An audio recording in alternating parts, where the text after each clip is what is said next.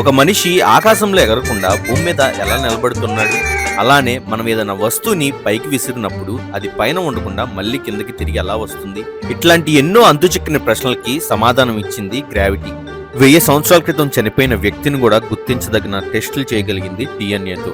ఈ gravity DNA గురించి నేను ఇప్పుడు ఎందుకు మాట్లాడుతున్నానంటే, ఇంగ్లాండ్లోని కేంబ్రిడ్జ్ నగరంలో న్యూటన్ ని గ్రావిటీ కనిపెడటానికి ఆలోచింపజేసిన యాపిల్ ట్రీ, డిఎన్ఏ స్ట్రక్చర్ ని కనుక్కున్న వాట్సన్ క్రిక్ ఏ పబ్ లో దాన్ని అనఫీషియల్ గా అనౌన్స్ చేశారో ఆ పబ్ ని ఈ వీడియోలో అయితే నేను మీకు చూపించబోతున్నాను.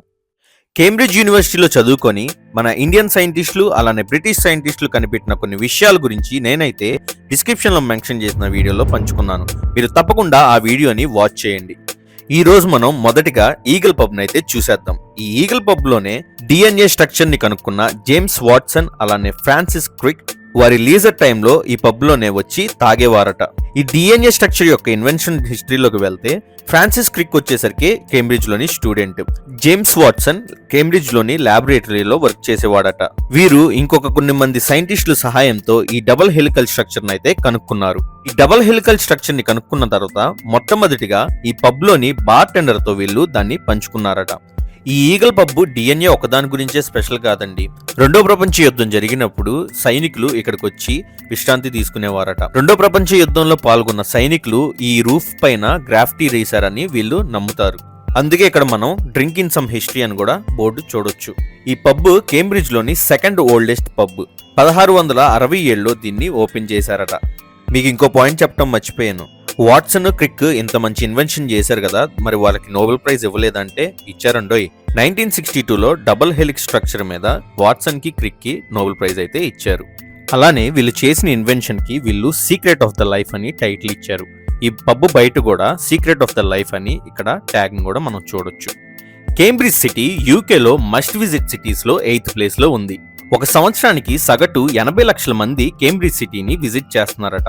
కేంబ్రిడ్జ్ సిటీ ఇంత ఫేమస్ అవడానికి కారణం ఈ వేల సంవత్సరాల సైంటిస్టుల యొక్క చరిత్ర, అలానే కేంబ్రిడ్జ్ సిటీలో ఆర్కిటెక్చర్.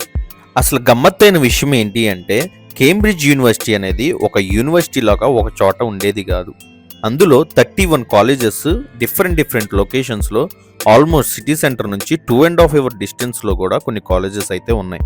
ఇలా 31 కాలేజెస్ కలిపి కేంబ్రిడ్జ్ యూనివర్సిటీ అని అంటారు. ఈ కేంబ్రిడ్జ్ యూనివర్సిటీలోని 121 మెంబర్స్ కి నోబెల్ ప్రైజెస్ అయితే వచ్చినాయి. కేంబ్రిడ్జ్ అధికంగా నోబెల్ ప్రైజెస్ తెచ్చుకున్న దాంట్లో 3వ స్థానంలో ఉంది. కేంబ్రిడ్జ్కి వెళ్తున్నానని చెప్పి మా బాస్కి చెప్పినప్పుడు ఆయన బ్రెడ్ అండ్ మీట్ అనే రెస్టారెంట్ని నాకు సజెస్ట్ చేశాడు. ఆయన నాకు ముందే వార్న్ చేశాడు, జనాలు చాలా మంది ఉంటారని చెప్పి. అలానే ఇక్కడ చాలా మంది జనాలు ఉన్నారు. ఆల్మోస్ట్ 10 minutes నేను క్యూలో వెయిట్ చేసి లోపలికి అయితే వచ్చాను. కేంబ్రిడ్జ్లో ఆఫ్టర్నూన్ లంచ్కి వచ్చేసరికి నేను మీట్ శాండ్విచ్ని ఆర్డర్ పెట్టుకున్నాను. మీరు ఒకవేళ కేంబ్రిడ్జ్ వస్తే తప్పకుండా ఈ షాప్లో శాండ్విచెస్ ఆర్ చికెన్ బౌల్స్ని ట్రై చేయండి. ఇది కేంబ్రిడ్జ్లోని one of the famous college and hardest college to enter అని కూడా చెప్పొచ్చు. దీని పేరు ట్రినిటీ కాలేజ్. ఈ ట్రినిటీ కాలేజ్ నుంచి ప్రపంచ దేశంలోని ఎన్నో మంది సైంటిస్టులు, ప్రైమ్ మినిస్టర్స్, పోయెట్స్, మ్యూజిషియన్స్ ఇలా చెప్పుకుంటూ పోతే చాలా మంది ఫేమస్ అయిన వాళ్ళు ఇక్కడైతే చదువుకున్నారు. మన ఇండియాకి ఈ కాలేజ్కి సంబంధం ఏంటంటే, మన ఇండియాకి సర్వ్ చేసిన 2 ప్రైమ్ మినిస్టర్స్ ఈ కాలేజ్లో చదువుకున్నారు. ఒకళ్ళ గురించి నేను కేంబ్రిడ్జ్ సిరీస్లోని ఫస్ట్ వీడియోలో పంచుకున్నా, ఆయన రాజీవ్ గాంధీ. మరొకరు first prime minister of India Jawahar Lal Nehru గారు కూడా ఇక్కడే చదువుకున్నారు. ఈ వెనక బ్యాక్గ్రౌండ్ లో కనపడుతున్న చెట్టు న్యూటన్స్ యాపిల్ చెట్టు. ఈ యాపిల్ చెట్టు ఏంట్రా బాబు అంటే, న్యూటన్ యాపిల్ ఆ చెట్టు నుండి కింద పడినప్పుడు అతన్ని ఆలోచింపజేసింది. ఆ యాపిల్ నా మీద ఎందుకు పడింది, ఆకాశంలోకి ఎందుకు వెళ్ళలేదని ఆయన ఆలోచించి ఎన్నో ఎక్స్పెరిమెంట్లు చేసి ఆయన గ్రావిటీ ఫోర్స్ అయితే కనుక్కున్నాడు. ఈ ట్రినిటీ కాలేజ్లో ఐజాక్ న్యూటన్ 1661 నుండి 1696 వరకు అండర్ గ్రాడ్యుయేషన్ చేసి ఆ కాలేజ్లోనే ప్రొఫెసర్గా పనిచేశాడు. ఐజాక్ న్యూటన్ కనిపెట్టిన గ్రావిటేషన్ ఫోర్స్ని ఎన్నో మంది సైంటిస్టులు యూజ్ చేసుకొని మరెన్నో ఇన్వెన్షన్స్ అయితే చేశారు. ఐజాక్ న్యూటన్ గ్రావిటీ ఒకటే కాదు కానీ ఫిజిక్స్ లో ఎంతో ఇంపాక్ట్ ని సృష్టించాడని చెప్పొచ్చు. ఐజాక్ న్యూటన్ చదువుకుంటున్నప్పుడు రాసిన మనుస్క్రిప్ట్స్ కలెక్షన్ యునెస్కో అనే యూకే గవర్నమెంట్ ఆర్గనైజేషన్ దగ్గర ఇప్పటికీ కలెక్షన్ అయితే ఉంది. ఐజాక్ న్యూటన్ మనుస్క్రిప్ట్ అంటే ఆయన ఫస్ట్ ఒరిజినల్ గా రాసిన నోట్సెస్ ని. 200 సంవత్సరాల దాకా ఐజాక్ న్యూటన్ కనిపెట్టిన గ్రావిటీని అందరూ నమ్మి దాని మీద ఎన్నో ఇన్వెన్షన్స్ అయితే చేశారు.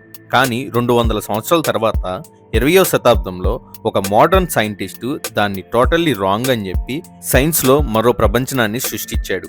ఆ సైంటిస్ట్ ఎవరో మీకు తెలిస్తే ఆ నేమ్ని కింద కమెంట్ బాక్స్లో కమెంట్ చేయండి. ఈవినింగ్ డిన్నర్కి చైనీస్ రెస్టారెంట్లో ఫ్రైడ్ రైస్ టేక్ అవే తీసుకున్నాను. దాంతో పాటుగా 2 బాయిల్డ్ ఎగ్స్, డెజర్ట్కి మఫిన్స్ అయితే తెచ్చుకున్నాను.